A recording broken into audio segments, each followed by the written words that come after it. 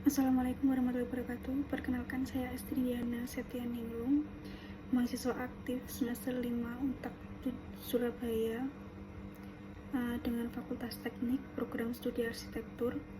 Di sini saya akan menjelaskan tentang permasalahan spesifik bangunan tinggi RSI yang berhubungan dengan kinerja bangunan.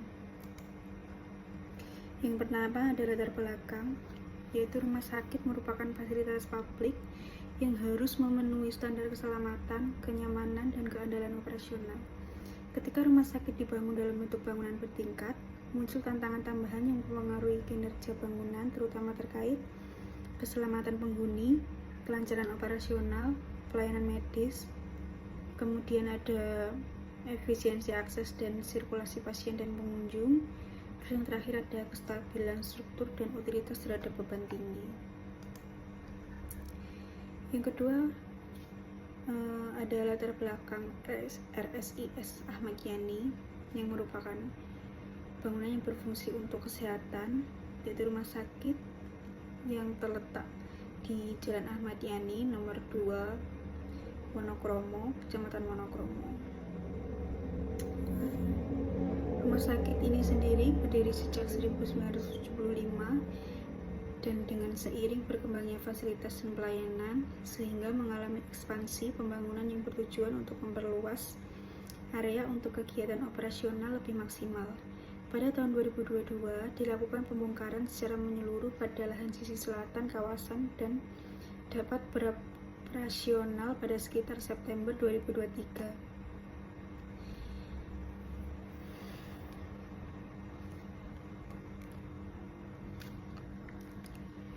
Kemudian selanjutnya ada site selection dan planning. Ini merupakan orientasi masa bangunan, kondisi site sekitar rumah sakit. Orientasi masa bangunan sendiri didesain dengan bentangan panjang dari sisi barat ke timur untuk dapat memberikan akses cross air atau aliran udara secara maksimal. Desain ini memungkinkan pergerakan udara secara maksimal dapat melewati masa bangunan dengan mengacu pada tapak yang sudah tersedia. Sisi utara sendiri berbatasan dengan SMP Khadijah, sisi selatan SLB Tunarungu Karya Mulia, kemudian sisi barat ada SMEAS, dan sisi timur ada Jalan Ahmad Yani. Kemudian selanjutnya ada teori kinerja bangunan. Kinerja bangunan sendiri adalah kemampuan suatu bangunan dalam menjalankan fungsi yang direncanakan secara efektif dan efisien dalam masa operasionalnya.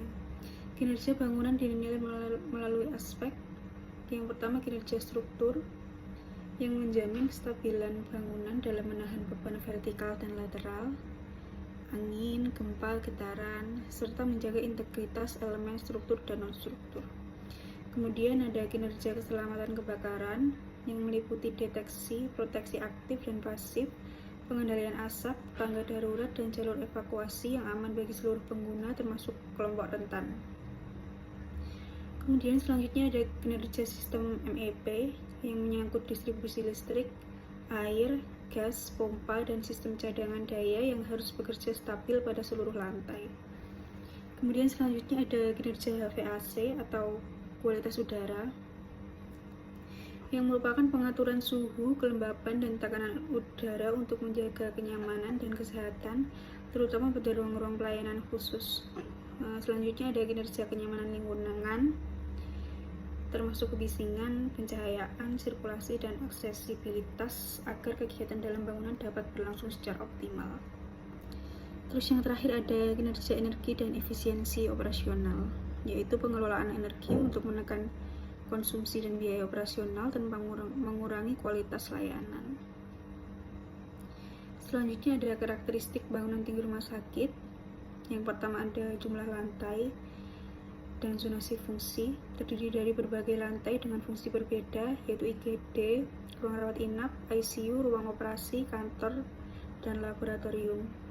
Kemudian ada kebutuhan utilitas yang stabil, harus tersedia 24 jam tanpa jeda. Kemudian selanjutnya ada sirkulasi vertikal tinggi, yaitu pergerakan pasien, pengunjung, dokter, staf, barang medis.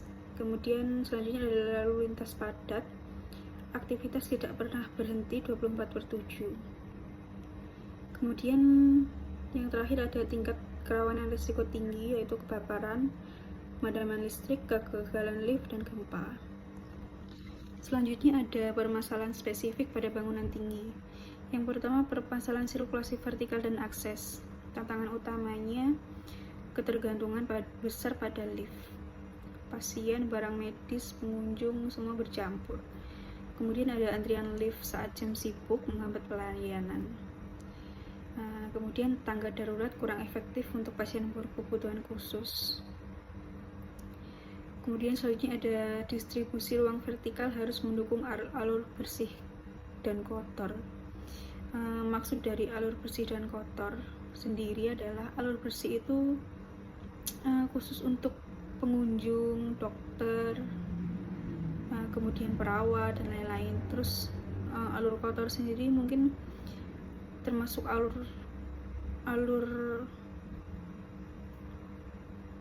sirkulasi untuk servis, yaitu loading barang, mungkin barang untuk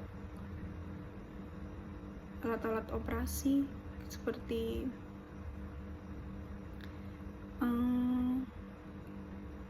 barang-barang obat dan lain-lain.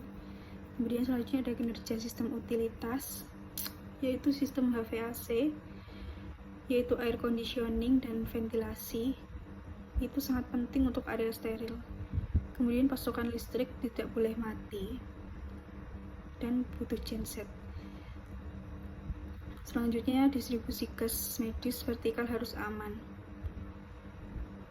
Kemudian manajemen air bersih dan limbah kompleks karena gravitasi dan jarak vertikal. Selanjutnya ada kinerja struktur dan keamanan gempa. Bangunan tinggi sendiri harus memenuhi standar nasional Indonesia gempa nomor 1726. Kemudian rumah sakit termasuk bangunan risiko tinggi layanan kritis yang tidak boleh rusak dan harus tetap berfungsi. Kemudian beban gempa lebih besar pada lantai atas. Harus ada struktur inti core yang biasanya ada di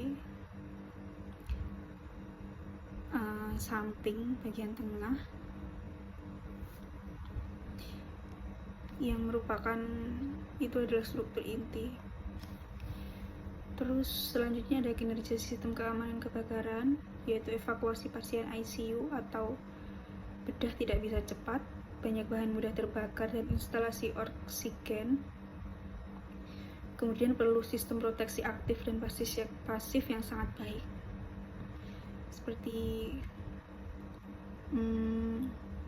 sprinkler, hidran, smoke detector. Kemudian ada tangga darurat. Kemudian yang terakhir ada tempat khusus untuk alat-alat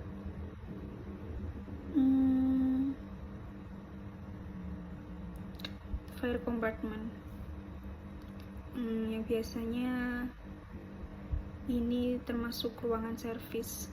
Terus selanjutnya ada kinerja kenyamanan ruang. Parameter pentingnya suhu ruangan harus stabil, kualitas udara yang baik dan minim infeksi, terus kebisingan terkendali, pencahayaan medis sesuai standar. Kemudian isu kenyamanan pada rumah sakit tinggi sering muncul di bagian koridor yang sempit dan padat, ruang tunggu panas dan bising. Terus AC tidak merata antar lantai.